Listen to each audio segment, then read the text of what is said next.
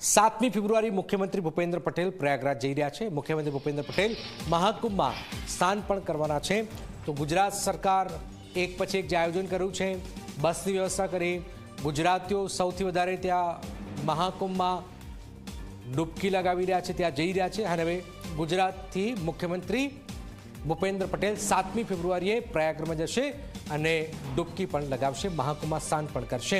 હિતલ જોડાય છે। હિતલ, માત્ર મુખ્યમંત્રી જશે કે કોઈ કેબિનેટ કે કોઈ નેતાઓ એમની સાથે જશે, શું ખબર? જી ચોક્કસજનક એવું કહી શકાય કે 7મી તારીખે મુખ્યમંત્રી પોતે જવાના છે ને ત્યાર પછી એક સપ્તાહ સુધીનો કાર્યક્રમ છે।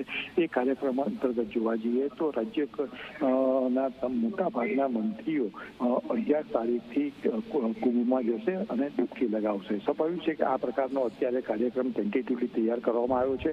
પ્રથમ મુખ્યમંત્રી 7મી તારીખે મહાકુંભમાં જશે અને ત્યાર પછી રાજ્ય સરકારના મંત્રીઓ પણ મહાકુંભમાં જવા નીકળશે। જી બિલકુલ બિલકુલ, આભાર હિતલ। તો 7મી ફેબ્રુઆરીએ મુખ્યમંત્રી ભૂપેન્દ્ર પટેલ પ્રયાગરાજ પહોંચશે અને ત્યાં પુણ્યનું ભાથું બાંધશે અને ડૂબકી પણ લગાવશે।